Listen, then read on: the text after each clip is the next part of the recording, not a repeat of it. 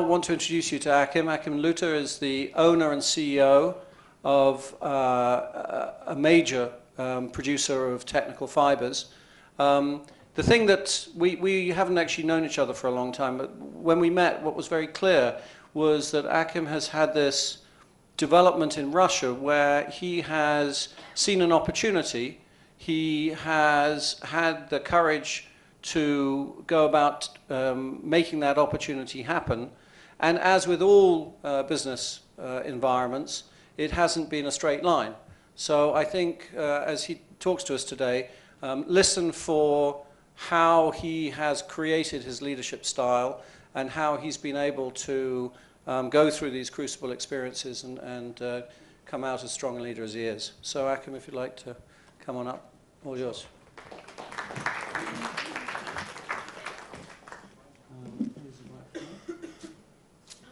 That's going to be all night on the video. Well, ladies and gentlemen, good evening. I need some feedback. Do you really need the microphone, or do you understand me as I am? And those guys behind the glass, are they okay? That I can't guarantee. If not, come out and tell me.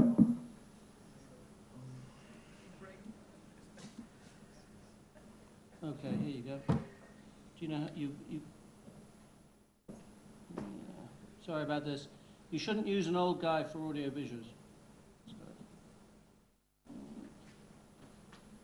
Well, I'll just start. No, yeah, sure. Good evening again. Thanks for listening to me at this advanced hour, and thanks to Stuart having invited me. Thanks to MGIMO.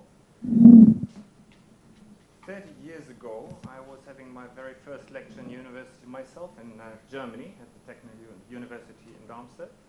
And I remember it was the auditorium maximum with about 700 people sitting there. And the professor, in his first speech, he said, well, I'd like you, everybody, to now look to the right. Just do it. And now, everybody, I want you to look to your left side. And then he said, so you've just seen 2 out of 3 persons, including yourself. Those 2 won't be here anymore by the end of your studies because they will drop out, they will fail. And this is exactly what happened. After 7.5 years, only 1/3 of all people who started my studies actually made it. I believe the chance is much higher here because there's a very big pre-selection and you're highly motivated, which shows that you're here now at 7. But life is different. Whatever you may learn here tonight or during your studies, there's enough chances to fail and drop out during your career later. And I'd just like to tell you a few things about my own life, as Stuart has asked me for, and then we can discuss what was interesting, what maybe you can take from it home for yourself. Showing you. I don't know where the clicker is, so you can wink at me. Oh, okay. So,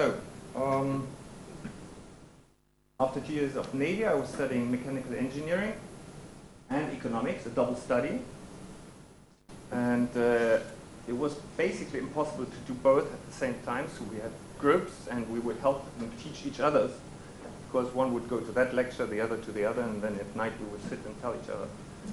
What's important for me in my life was that nevertheless I had time enough to go to literature classes outside my studies, to do sketching and new drawing, to take some philosophy classes, study classical ballet. I started at the age of 21 because I was so squeezed in a box on the ship in the Navy. And for me it has been probably the richest and most inspiring time of my life because I did so many things at the same time and I felt I had a lot of power. And this is very, very important also for a position you take, maybe you take, I've taken on in life as a CEO. I even wrote, I founded a newspaper, a big one, and I was writing articles. I thought it could be interesting, but moreover it was that I forced myself to spell out what I wanted to say, what I was thinking about. And I can just tell you, if there is a chance that you do something other than just having lectures, do it. Take on challenges. Force yourself. Force yourself to write something out, work in politics, found a party, do something for the community, do more than just sit here in this room. I started off as an international crude oil trader in Hamburg, after I had done my MBA studies in London as well on top of it. So I was very well prepared. I was actually working for the company of my uncle at that time. He had a heart attack and I felt like I should join, although I hadn't finished my studies yet, which I then did during the weekends, sleeping in the office, waking up Monday morning in the office after having been writing my thesis. And it was a very interesting time, being an international trader, crude oil. It was especially interesting because my uncle took me with him. And he's been a very charismatic guy, and I learned a lot about his negotiating skills. And what I saw was, it was not just about negotiating another crude oil contract. There was always a political angle. There was always a very human angle. He always had some touch with the people. The way he negotiated really impressed me. And what I can tell you, other than sitting here, once you start learning, always look for the guys whom you admire, not just Margaret Thatcher in far distance, but also somebody close to you, and think about it. Why is he successful? What is good about him? I was then sent one day. Well, I was asked to see the then CEO of the company at 10 o'clock on the Monday morning. He said, would you like to go to Moscow? We were flying anywhere, every week somewhere. I said, okay. He said, well, this is not for 1 or 2 days, this is for 1 or 2 years. I said, fine. I'm not married, I don't have kids, I'm ready. He says, well, that's good, because in 2.5 hours there's a lunch flight to Moscow. And that's when I came here, 20 years ago. I continued working as a trader for 3 years, and I thought, with all the flash of nefte, export, and so on, it was a bit boring. It did not really add value. And I said, it's not good enough to tell my grandchildren on long winter nights in front of the fireplace that I've just been pushing oil from one place to another. So I left the company, and I started off something on my own, which was an idea of a friend to produce a samokate. So these little things which later became very, very popular out of aluminum. I wanted to do it from carbon fiber.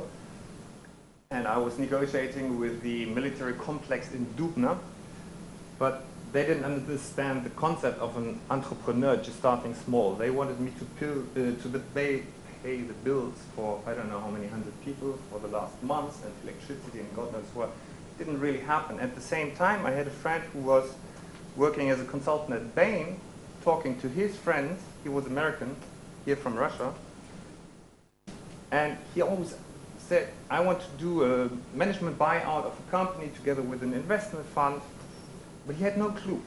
And I gave him questions. I said, find out about this, that, that. Anyway, the other guys finally asked him, who's behind you? Who's asking you the questions? And finally, I was invited to join. I put all my cash I had in, together with Framingham Russian Investment Fund, the British investment fund. We bought a plant in Ryazan to produce copper foil electrolytically deposited.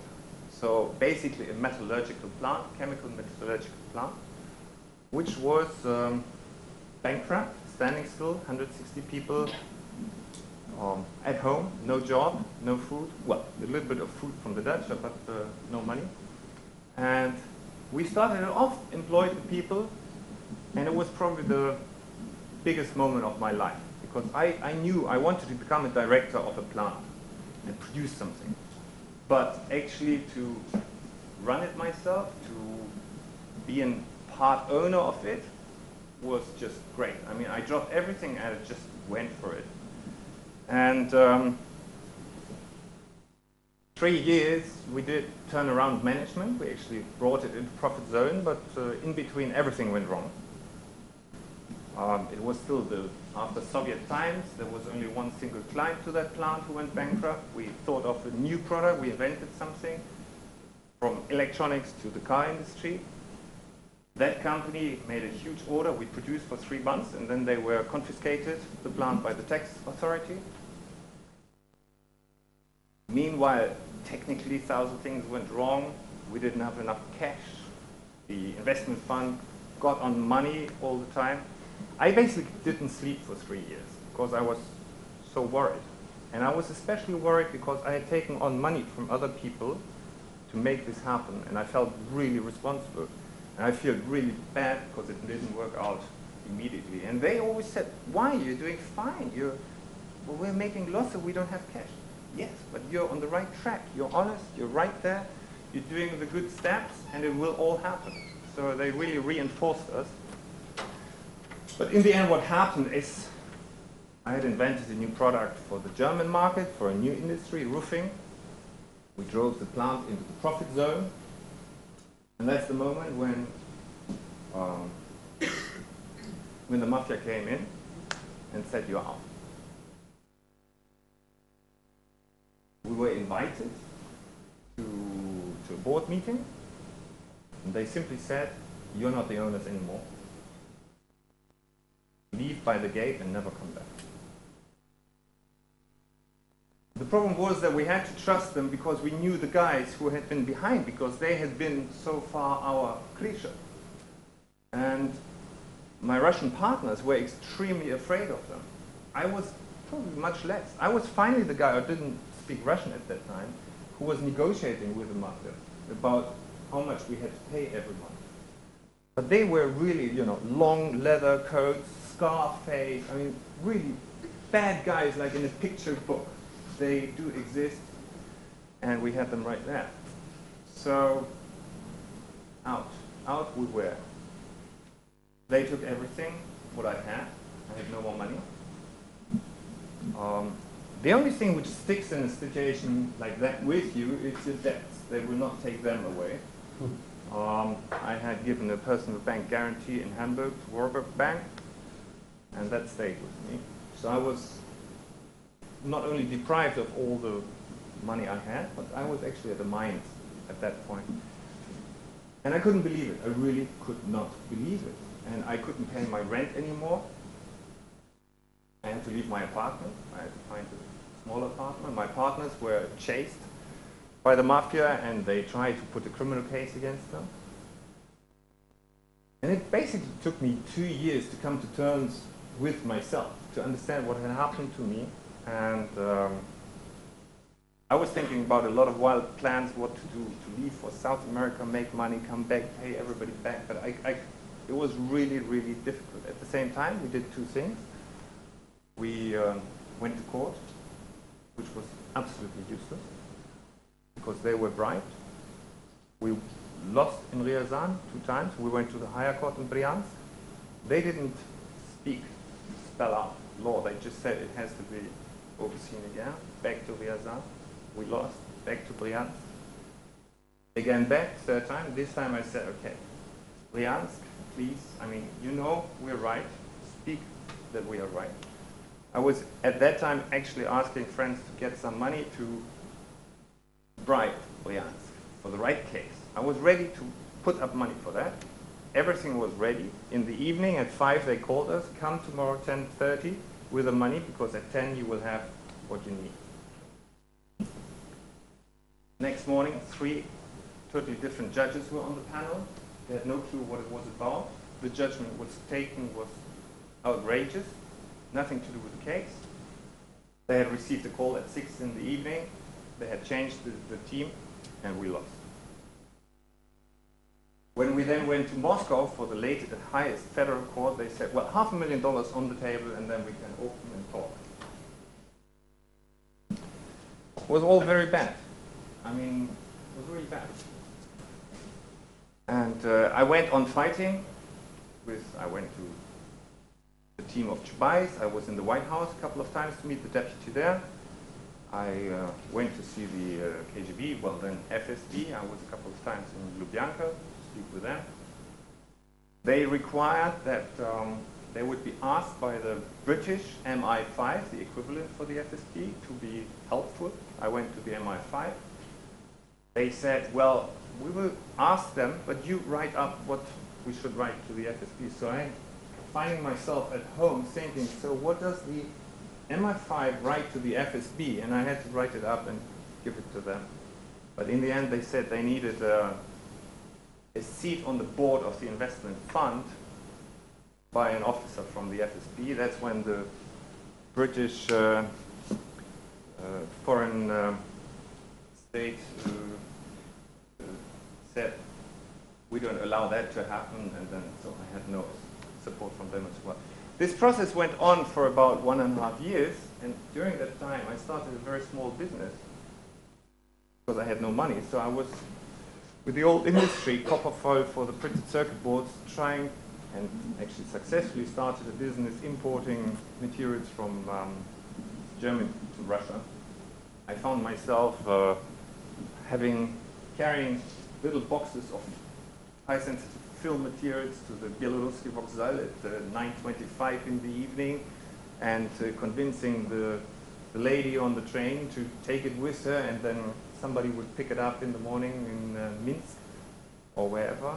So I really started from nothing. I mean, when I went to McDonald's, I didn't have money for the Big Mac. I just allowed myself for the little hamburger. And, well, it went on. I started making money.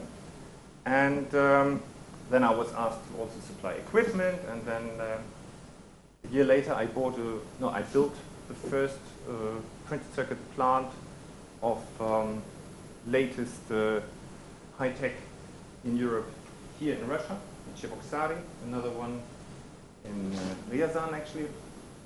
I made some money and I finally started BauTex. So, up on the feet again, yeah. Yeah.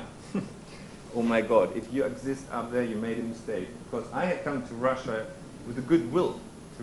I had enough in my tornister, in my bag, so much education, and I really wanted to change something to the better. And it all went wrong, but for the better in the end. I've got some questions. You have some questions? Yeah, I do. Okay. Well, I mean, you want to keep going? You want to have? No, please feel free. Well, you kept getting knocked down and you kept getting up. Were you getting up because there was no alternative? Why didn't you go home?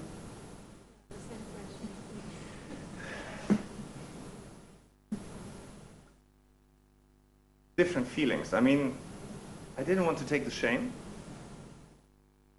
I couldn't believe it. I was still fighting. The alternative to go home, live on a very, very small part of my salary and pay to the bank for 3 years, I didn't like at all. And I still felt that there were a lot of opportunities here in Russia, in this country, and I was somehow sure I will make it. You still believed in the country despite running into the mafia, despite losing everything? Weren't you worried about the next corner and the next set of mafia?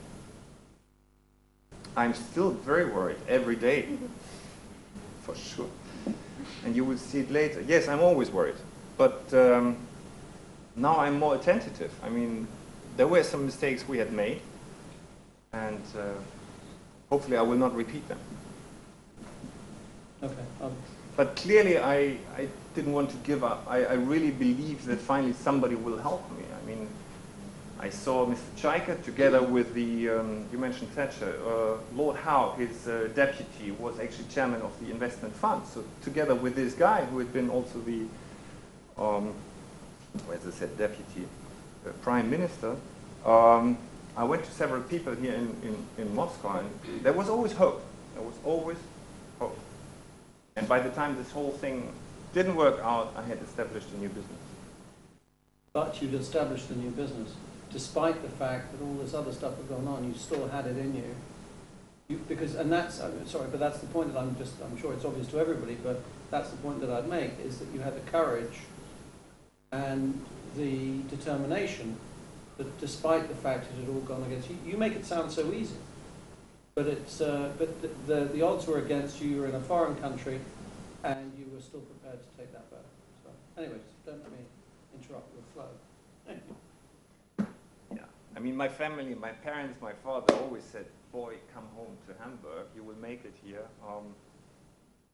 And then you want to prove it as well to your father, to yourself, Right. to your friends. One of the lessons I learned from this was definitely, I mean, the guys with whom we had to do in the first place were just the wrong people. It was not feeling right. It was just that I was told by my partners, this is Russia today, you have to deal with them, and it will all work out. It will never work out if you deal with the wrong people. Trust your stomach feelings.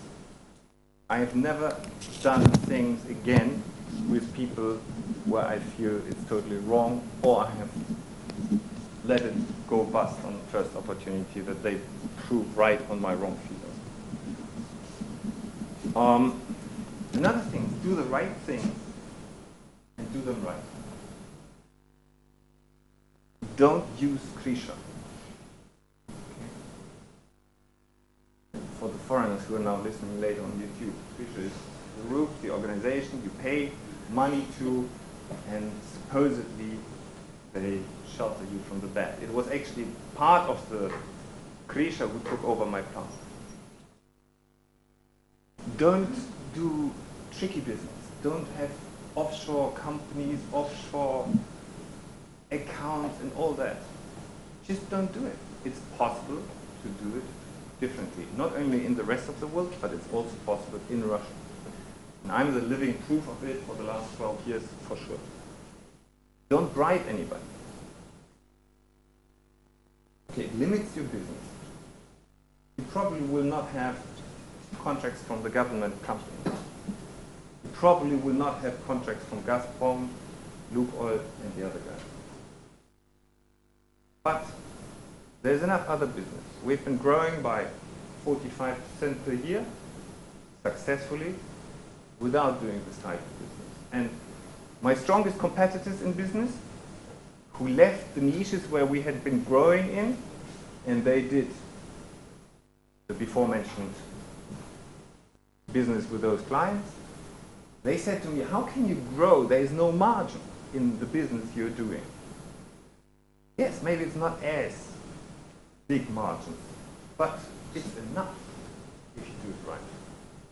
And when Gazprom didn't have money, they were out of business. I mean, big margins are there sometimes, but not always. So trust yourself. Take that home. If I do this tonight, I do it really to convey that message. The more people do not bribe, the more successful this country will be. And another thing, don't trust the big law firms. Okay? We had spent, before we started into this venture, a lot of money. For me, 50,000 euros at that time was big money. For Baker McKinsey at its time. And the things which were abused or used later against us, they were not in the contract. They had put in that you cannot go as a former employee into competition with the plant. But the mafia installed one of the guys who had been in our team as the general director, and he was leading with the inside know-how. And then Baker McKinsey said, well, sorry, you didn't help me there. So that's another thing. I mean, let the law firms write up a lot, but make sure that you initially think that what you're doing is right. And as I like to say, I better have a big preamble where I lay out what I think the business is about. And I shake hands with people and I say, look, this is the spirit we want to see in this deal, in this business. And for me, that is much more important than what is in the little writing. It will not help you in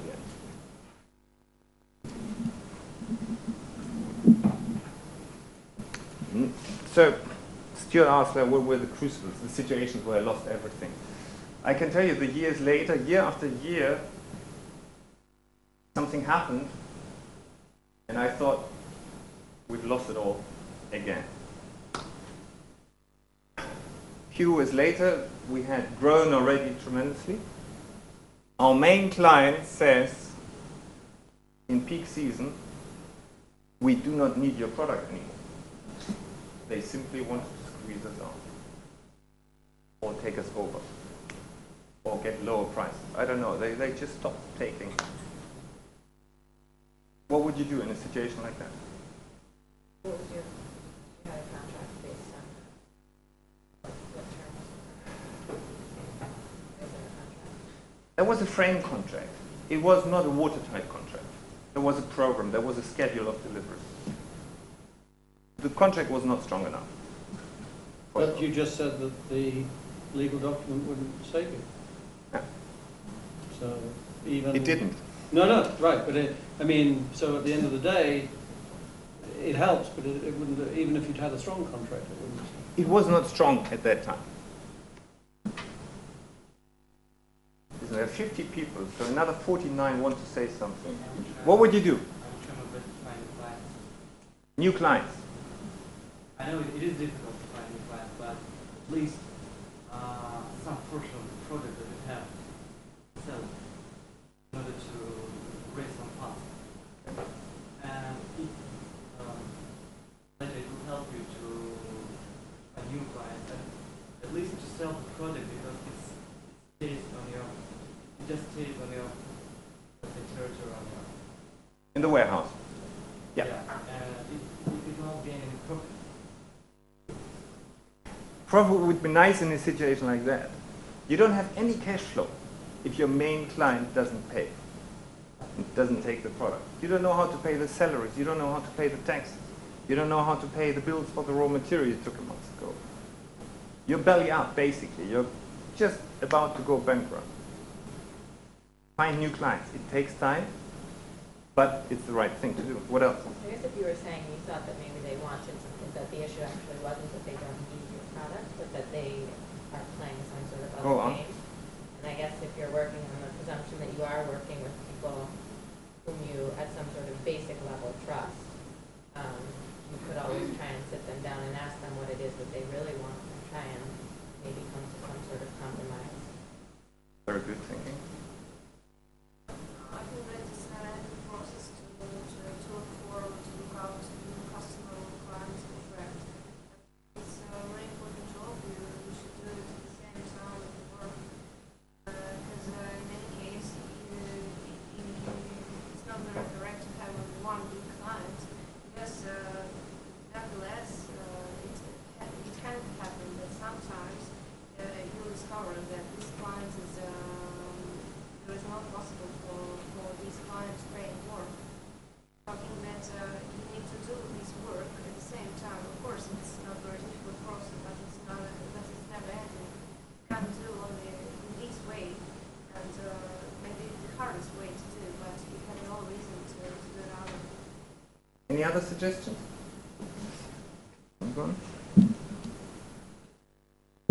So how did we get it out of it? It was negotiating skills, was exactly sitting together with the client and saying, look, this is not really good what you're trying to do. And we draw the bigger picture. We said, look, we're just starting. You have some other supplier who's very big, and you're depending as much on that supplier as that supplier is depending on you. We were small. I mean, they were big for us, but we were small. So we said, better build us up than destroying us, because then you have a better negotiation position. So we got entangled into defining a partnership for the future where we pay more respect for each other, which was new, because this was 8 years ago. It was still a lot of, trying to grab where you can grab, squeeze somebody where you can squeeze. I think people today get more sophisticated in Russia and think about long-term partnerships rather than just having a quick return on their stupidity. Hang on. So there they are. They're just basically strong-arming you, and they're trying to drive you into the ground. And you turn around and you create a relationship with them. Yeah. So doesn't that mean that you? I mean, what's going on there is you are being cool under pressure. You're not, because a lot of people would lose it. You know, a lot of people would, if they were put under that amount of pressure, they wouldn't. The first thing that they wouldn't. The last thing on their mind would be to go and sit down in a negotiation with a person that's trying to drive them into the ground. But I think it's better to take the bull by the horns, and as you suggested, negotiate for what they want and what you can give in the bigger picture. This is something very important. It's not just to negotiate on short term, but to really give a perspective to both sides or even more sides of the business. If you negotiate about prices, it's that small. If it is about pricing strategy, how you want to work together with your client over the next 5 years, what does he need from you as a supplier? What can you give? Where can you work on research and development together? Where do you want to drive your client to? So really go for the bigger picture. Yes, but you were the little guy, and the big guy, somehow you got the big guy's mind around that. So you were able to prove to him it was in his long-term interest. Yeah. Nevertheless, golden rule, not let have one single client have more than 40% of your business. As they were growing, we wanted to grow with them. From now on, this was a huge boost to us to think of other products in technical fabrics, in glass fiber woven materials. And it was actually the kickstart to grow our company into very new fields, other segments. It gave us the courage to think beyond the horizon we had seen so far. So we started to diversify. I understand the reason for your actions. That was probably the only way out because you were an underdog. And the only way to go forward is to understand the bigger person kill you. What is sweet? What are the actual intentions? However, as a result of it, you also ended up in a partnership, in a long-term partnership with somebody who was not very pleasant partner to begin with. Doing this. You see that still as the lesser of the two evils, or did they turn around and become a normal good partner?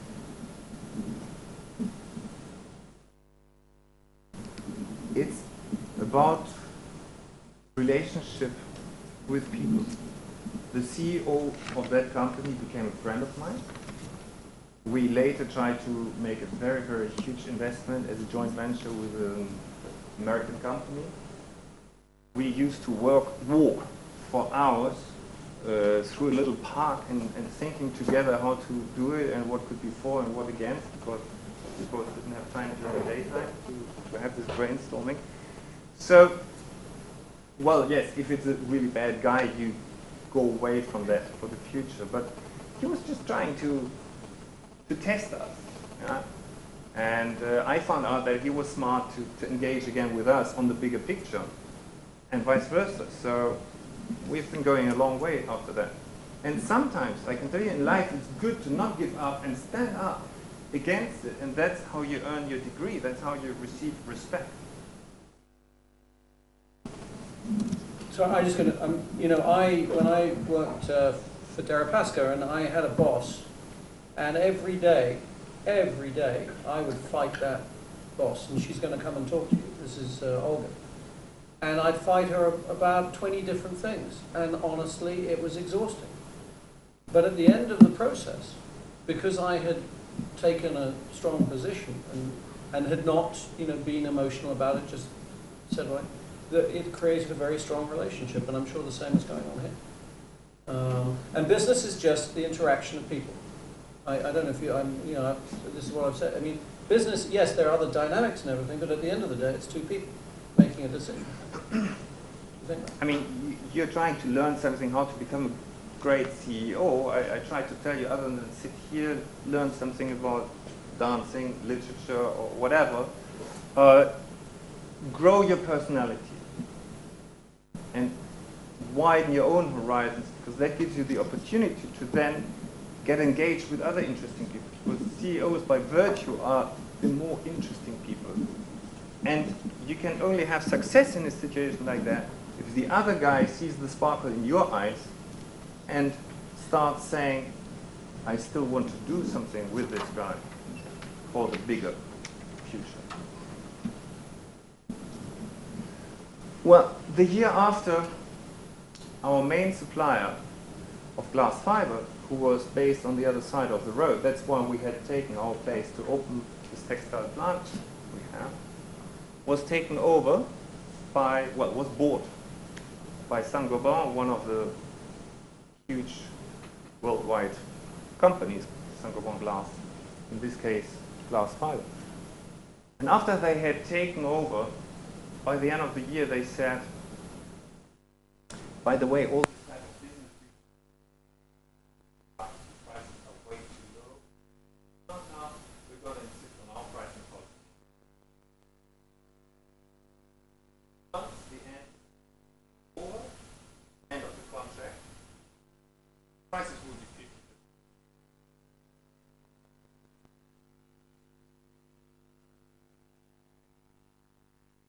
So we would not be able to estimate, especially our competition, who has their own glass fiber production, they're not bringing their prices up. What do you do? In this case, it was across the road. We've been working together with them, with our suppliers, for 4 years, very successful. Now a new owner says,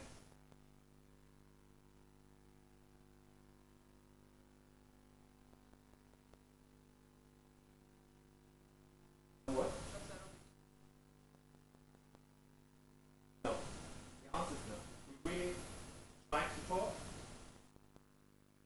The guy who was negotiating on their side, that's that. That's what it was.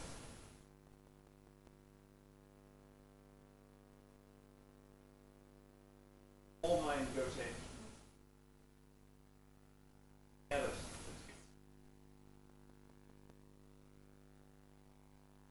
Right? Lower your cost.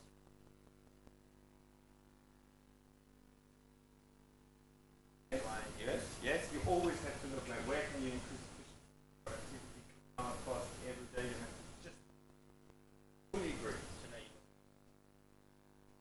No way you look that hard. They simply say either you accept the price or no more delivery. We will make it tender. You will not actually get it. Other ideas.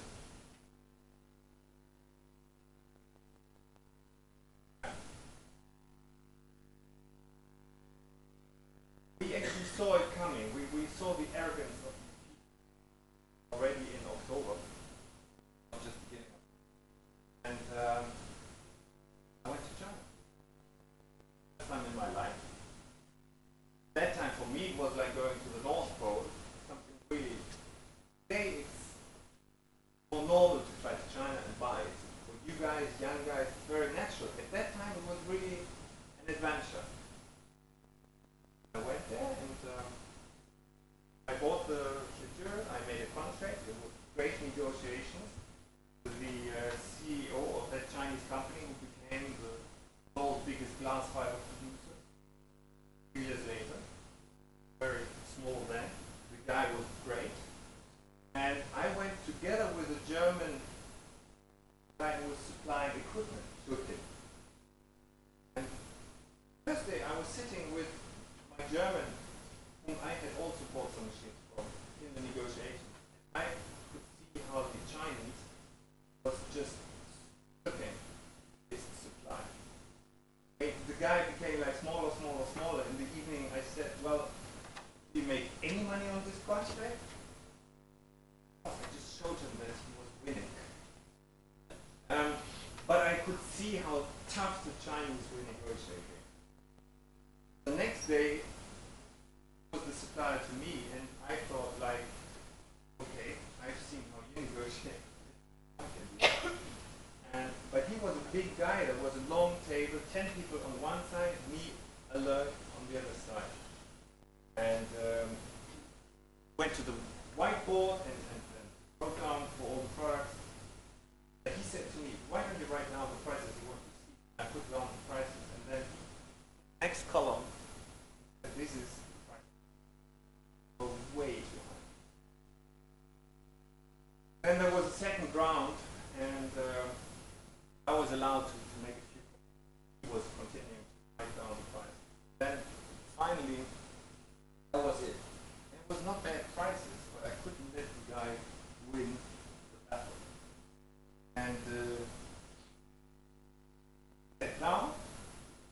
people staring at me and looking at me. I didn't say immediately, okay, I agree. They were all like, oh my God, if that foreigner does not now understand that our Chinese CEO spoken his last word, if that CEO has to lose face to this little German guy, then we don't know what will happen. I could really see how scared they were. And in a situation like that, it is very important, I believe, that one has easiness about it. Really, I had to agree. And I said, you know, I'm so glad that the whiteboard is so wide. There's still place for another color. And so, you know, this pressure was out. And I put a lot of yes of his prices. And for my main products, I still, you know, 3,000 under 20. And because I had done it in a nice way, and because I had sort of taken into account his position, did not lose face. And went up and said it's okay. But it was just my first big encounter with the Chinese.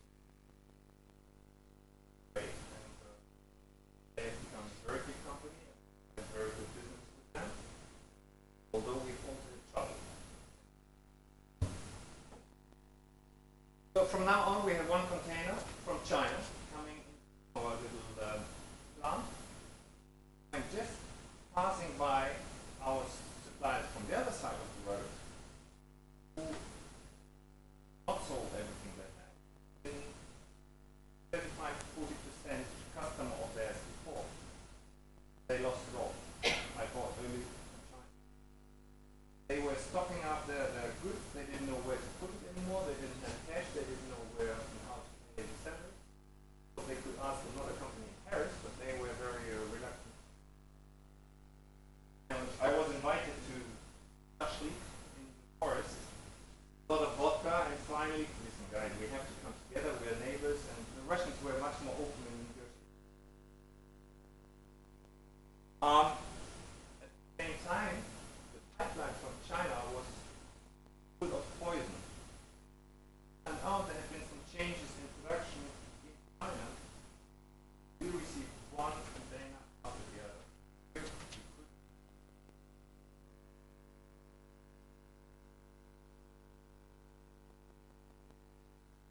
So what did we do with it? First of all, we agreed with our neighbors again. I go back to our natural suppliers on the other side of the road. I need a 2-year contract, not just a 1 year, because I cannot go if you again want to hike prices. Ask again. Secondly, it was also clear we had to do something. Our plant was full with so many containers that we were again just, you know, going under. These are situations, if you fight, if you do not accept that you're belly up, if you're not accepting that you're just about to bankrupt, you take off a lot of energy to think and be creative. In this case, we thought up a new product into which we could deliver, and it has down the line become one of the very strong products of our company, using this type of raw material. And of course, quality control at the root. And our engineers down to China, we made feedback cycles, we made experiments, simulating our process, which is a very different process. Asked them to buy the same machines, we gave them parameters, and they could really check what was happening with their product in our plant. So,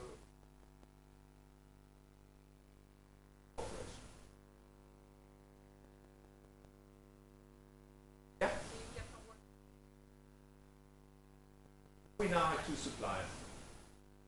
But as I had engaged again with our neighbors,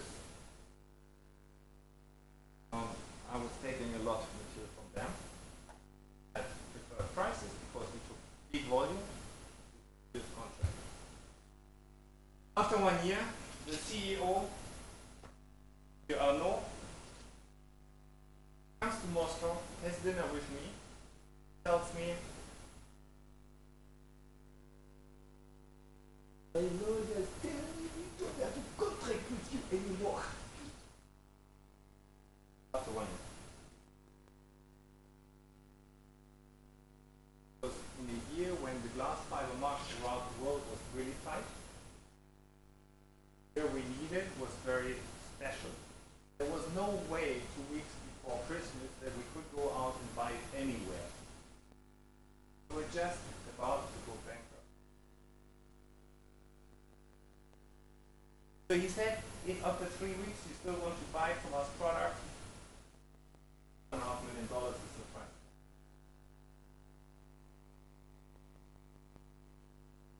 I negotiated it down to $1.5 million. The contract we had was not a watertight contract, and even if I wouldn't have gone to court, mid of January or end of January, I would have been bankrupt anyway because I didn't have raw material. I wouldn't have delivered.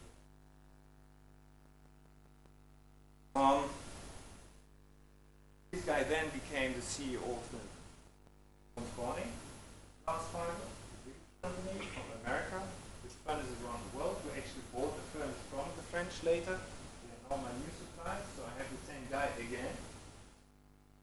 I can tell you, after so many years, it's very difficult. This is something I have not been able to mend, because if there is a really clearly broken relationship with a guy who's not smart enough, then it should be the national partner for this. They do the new furnace, huge investment, taking probably 60% from our intake, which would be like half of that furnace.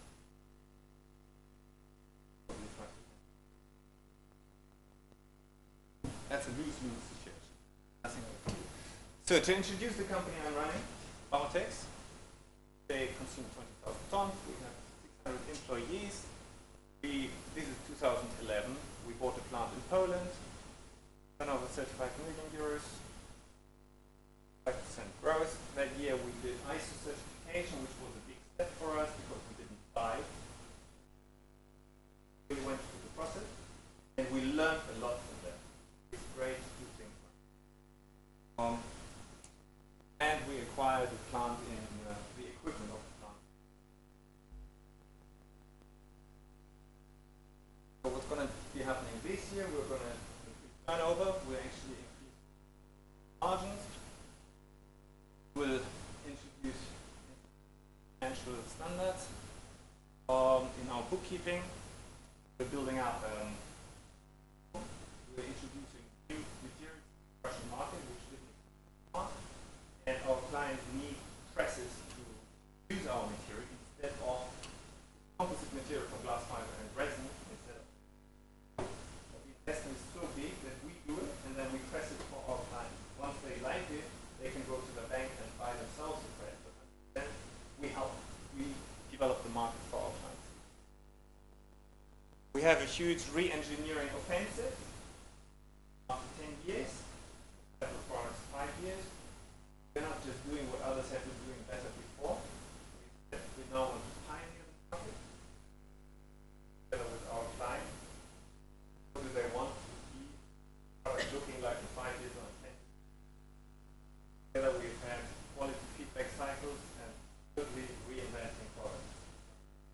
But increase of productivity and efficacy. After so many years of growth, you have to take 1 year out and say, okay, this year I have to do homework.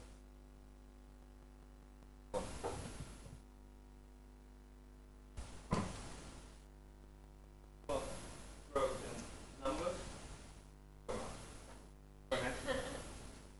This is a web page with products on the left, product lines. Then there is the sailing boat. I was actually sailing with a couple of people many years ago, and I thought it's a wonderful symbol for a company where everybody sits in the same boat, all the team, all the colleagues, and it speaks for how we work in our company. The people are extremely committed, really like.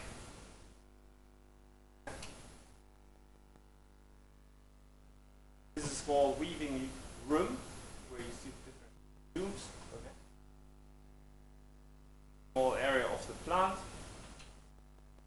likely in colors and freshness, production.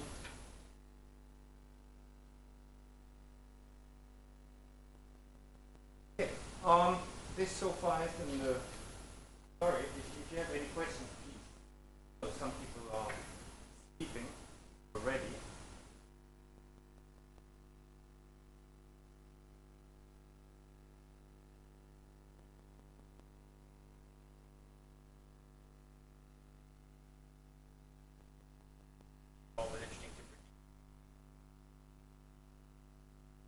Valid point. I mean, from the roofing industry, one guy called me later, and we had to provide the copy and said, "Can you get us some glass fiber fabric?" Didn't know what it is, how it is produced. Went out, looked, got some samples. The German said, "This is headed. We cannot." I went then to some chemical plants in Germany to get ideas how to do it right with right chemistry. Took it to the plant, which is now below here. They were producing themselves fabrics and our job, and I learned it. One day seminar from a huge supplier of chemistry. Then I went out to get a piece of equipment to apply that. The idea was actually just to sell it and became a trader for export. The idea was to supply the people with equipment, with technology, and have the right to be the operator. Then I met an old man, 78 years old, and he said, "Look, I don't want to work anymore. Why don't you buy my plant, take it?" Probably this is very often how things happen. Somebody has an idea or something happens, and somebody says, "Why don't you do that?" I came back, and I was with one partner at that time from the old team with him. Stay together. We discussed it quickly, and we looked at each other and daughter made a brief, quick calculation. It looked like a really quick and juicy.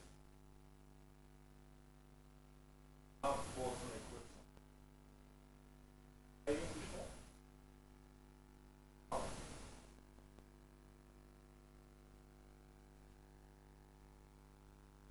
With that, we started the plant. I can go on all that on that for very much longer, but maybe that answer. Another question. Very active here.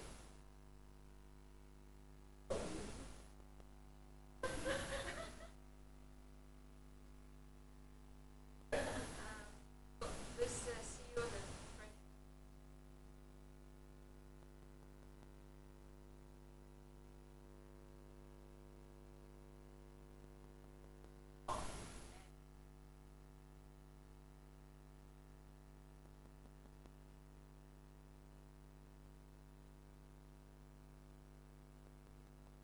always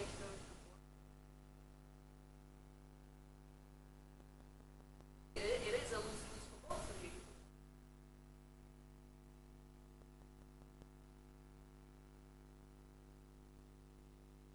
Huge organization, way up there, and I'm working with a lot of people that really working better and better. We make our efforts, they make their efforts. Just that I cannot put as many eggs into that basket as other circumstances. For example, when I hear that they wanted to do a weaving operation on their side, I went to the responsible person and I said, "This road, there's only one weaver and that's me. Otherwise I will not buy anything from you." That's right, because workers will play us off against each other on salaries, on opportunities, so on and so on. It was the first bridge building. I became the weaver for them. The raw material. So there is lending and going on. But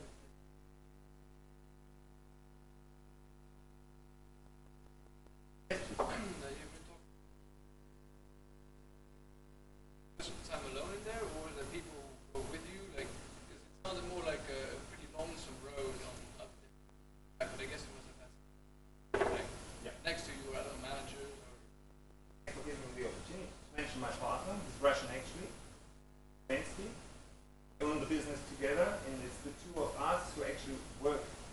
together. We sit in one office, in one cabinet together, or rarely at one point of time together. We're all traveling. But a lot of SMS or phone calls, and over so many years we have great couple of partners, I must say, and giving each other strengths, being positive, and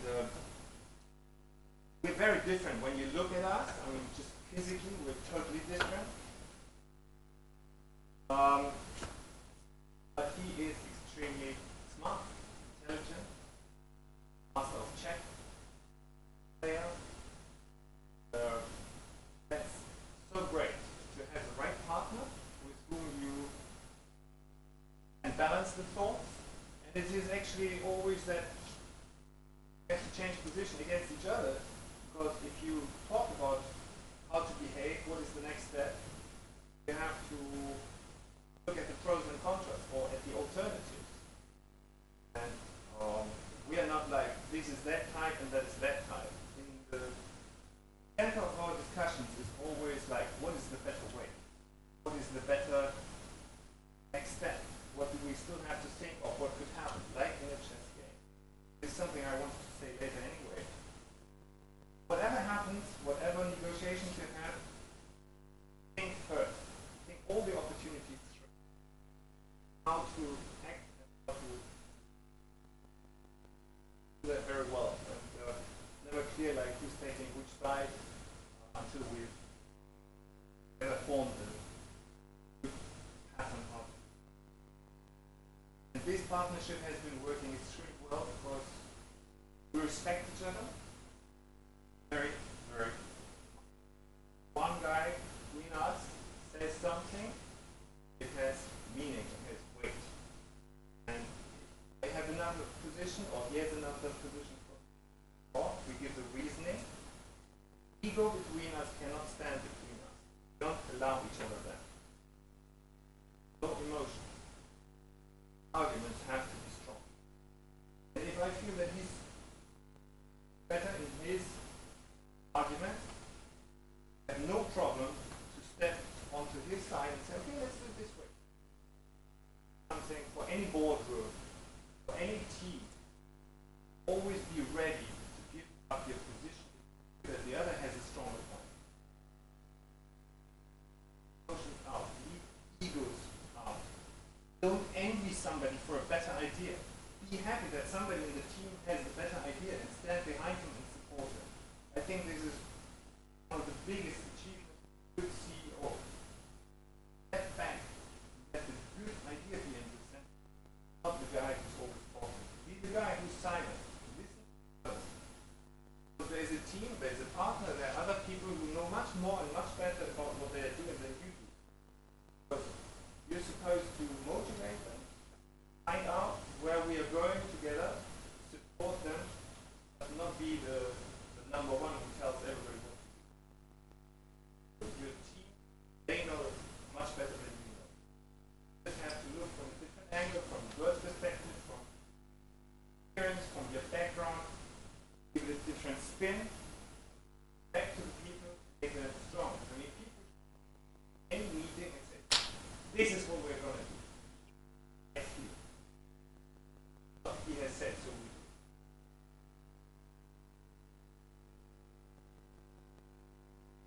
I wanted to show some slides actually, but I've gone through already. If you want to have more, I just keep on on more after that. That was great. Number one, I mean, we can talk about a lot of things, what is good to you.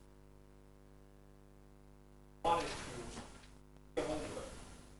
There's a lot of other lectures earlier in the day than so late, where you're really now tired, I can see that.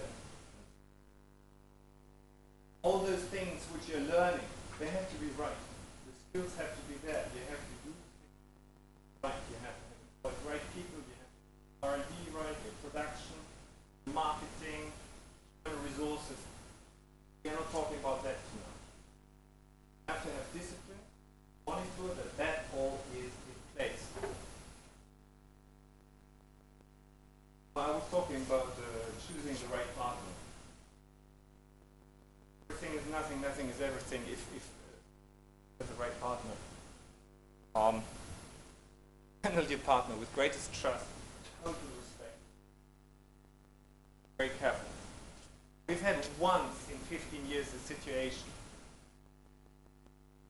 We both didn't sleep the night. The next morning there was a lot of, I'm sorry. We sat down, we discussed it. What went wrong? Why did it happen? What was the misunderstanding? This was sort of the crucible for the rest of our relationship. Total respect. Go ahead.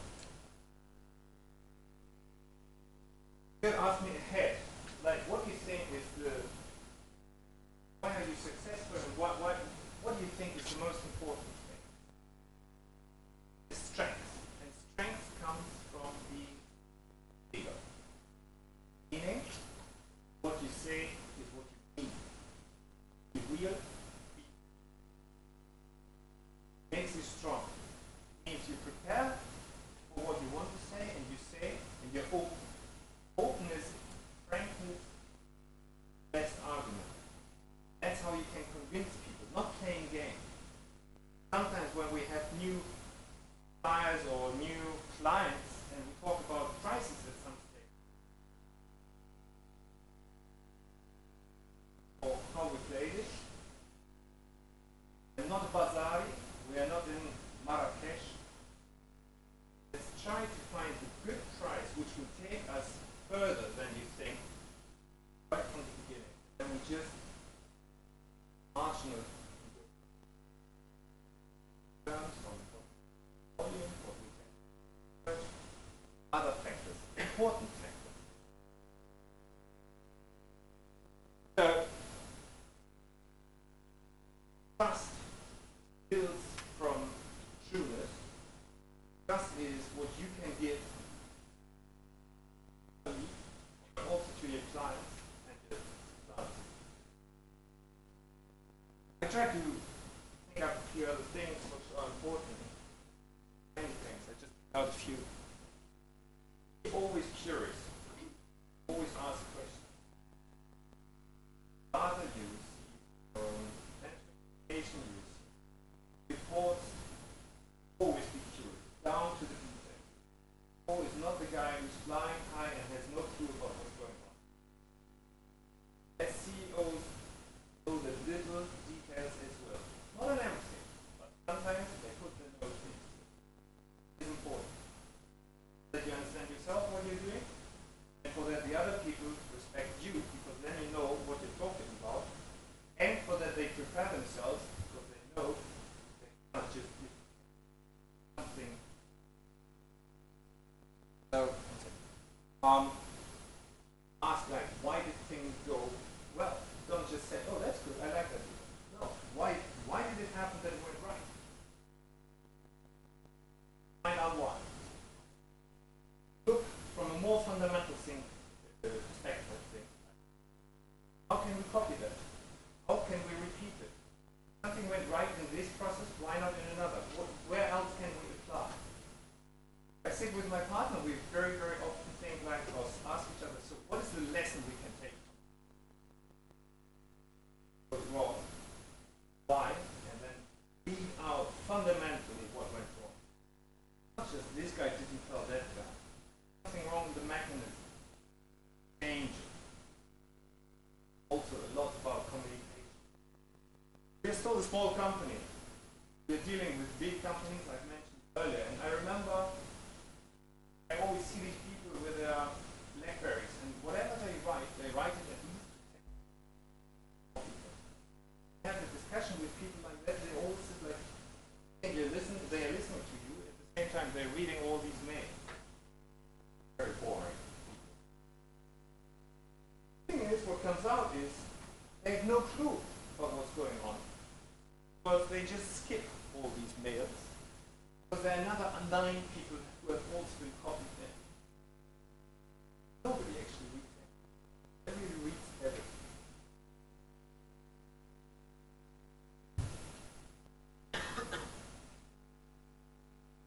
CEO has to be the...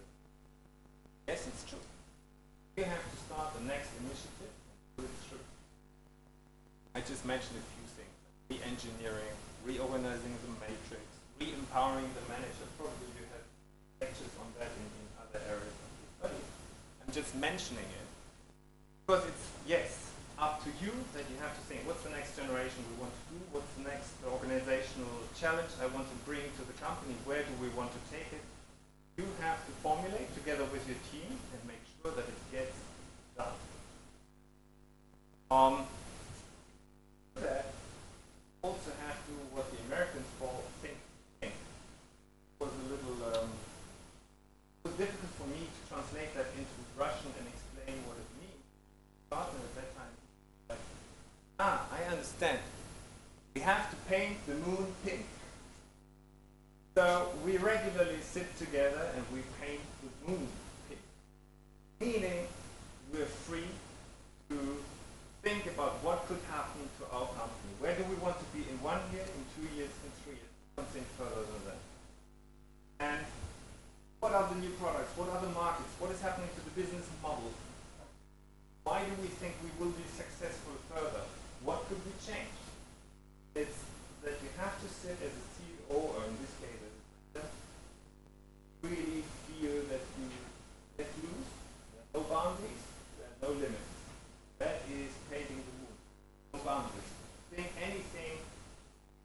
Think what you want to achieve in life and how that relates to your business.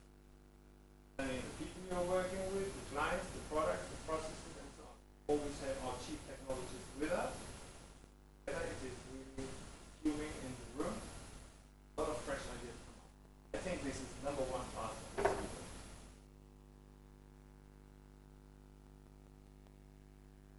You have to inspire. I just wanted to say, I personally believe that is extremely important. A lot of other things. Don't think that the CEO has to be the guy who goes out of the office last, comes in the morning and is totally tired and has to work so much. No, especially as a CEO, you have to have inspirations yourself so that you inspire people. You have to sleep enough. Don't believe in these guys with the black rings, the hard work. No. Oh, that's my conviction. You have to come into the office with energy and fresh. When I walk through the corridors, you'll hear it's walking. And this freshness inspires to everybody. It motivates the people. My partner, he says, when I come down to the plant and he goes there the week after, he says it's like as if there is another team. Like as if they have had a shock of adrenaline. You have to set free the fluid in it. And that brings the best out of the people, really. Remember, my father, he came to new office and he took me to the and said, I don't understand. I can't for years. And usually, you find that big posters of the products you sell so that everybody knows what the company is about. Your company, you come, and there are hundreds of framed photos. All the employees having a great time. Birthday parties, cooperative, God knows what. I said, well, this is the main asset of our company. And let them speak to the people, to the clients, and whoever who comes to us.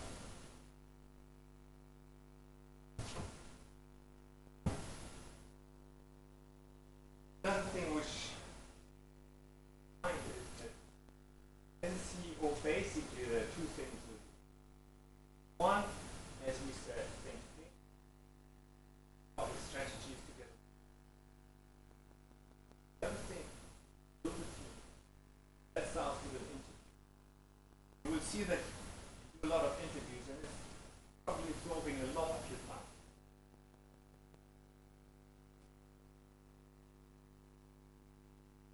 Interviewing is fun.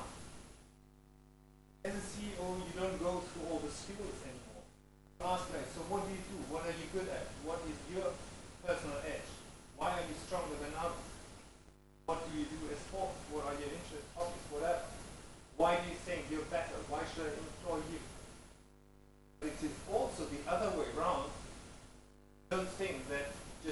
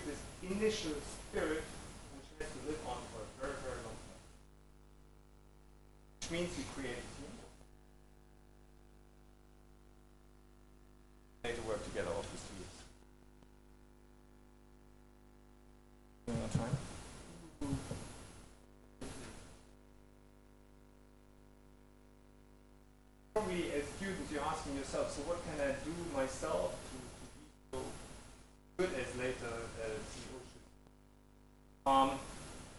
Take on chances now. Do what I told you. Take positions already now. Become a member of a political party or organize something. Something different. Think about when you have the interview, what you want to tell. Don't say, I come from this fancy institute, and everybody says, oh, so you're great by definition. Don't think that everybody who's sitting here tonight, just there has to be a story. You have to convince me if I have to convince you. Another thing which came to my mind is, in my company, it's totally forbidden to say, okay, so we wait for that to happen. No go. We never wait. There's always something unimperiled to prepare for. We can rephrase it, but never say wait. One thing important to me also about the language that there are no problems. There are tasks, there are challenges, there are things to be done. Remember the situation, we had a tax inspection, a very heavy one, because we dared to claim back from the Russia VA. So they came in with a team, everything upside down. Then the chief bookkeeper, after a few days, came into our office running, and the door opened. We have a problem! As you've seen in my life, I have gone through problems. Know what is the problem.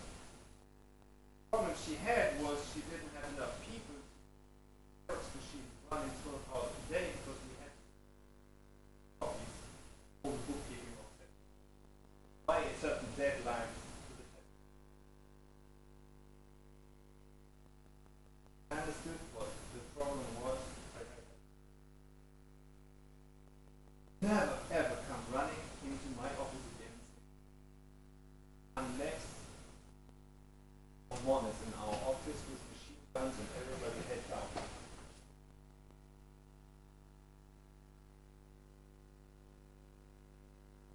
Well, the last characteristic of the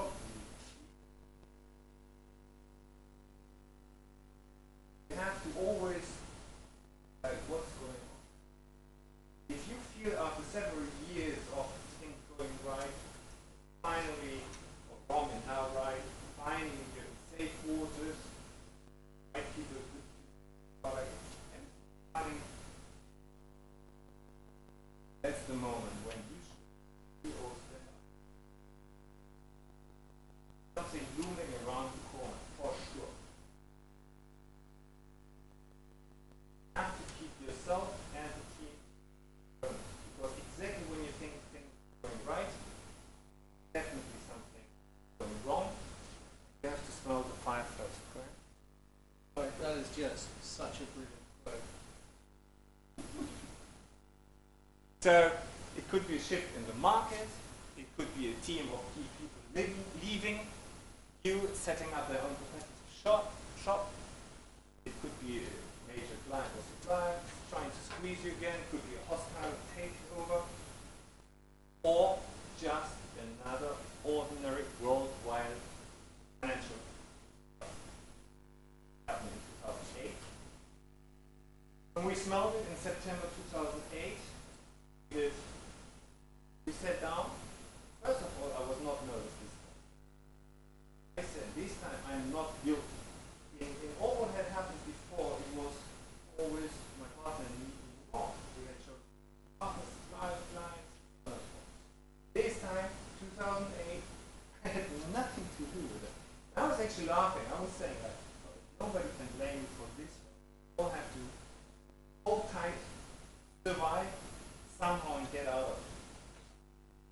And we immediately started to think like, how many people do we really need to survive? Very, very difficult to lay off people, but we did that actually so early that all the people we laid off still found jobs with other companies. Not smelled the fire yet. We did a lot of things.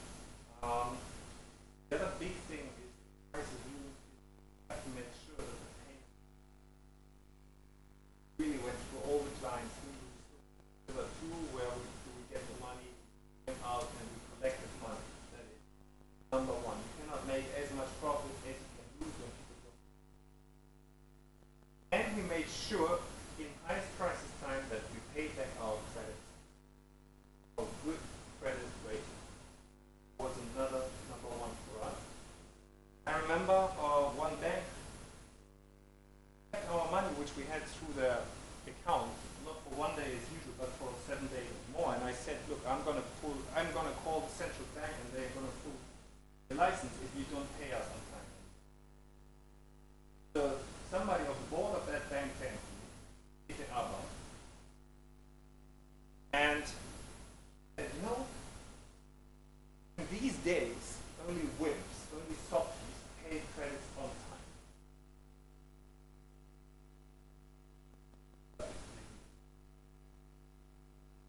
You seem to be smart, but I think it's better to pay. Good credit history. We actually paid back 2 years early to that very bank at a discount of 25% of our credits. That bank went bankrupt.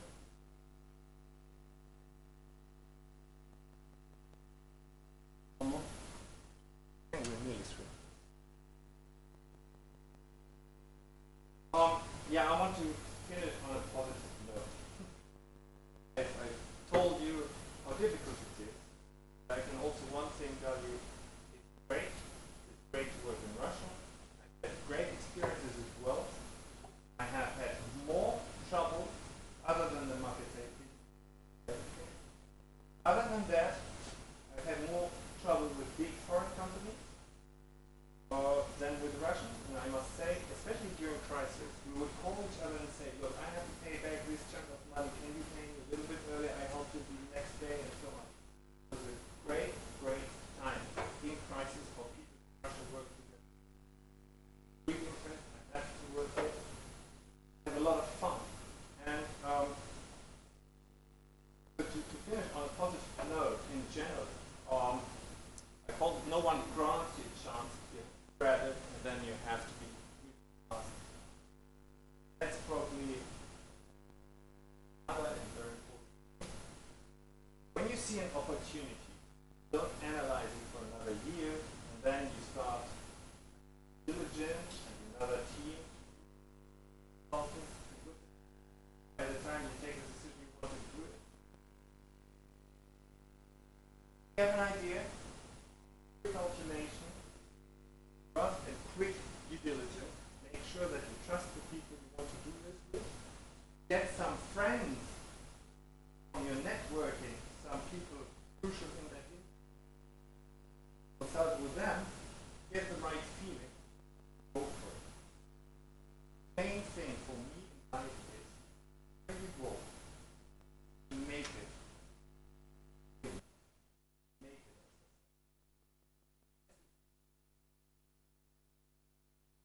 I wish you good luck.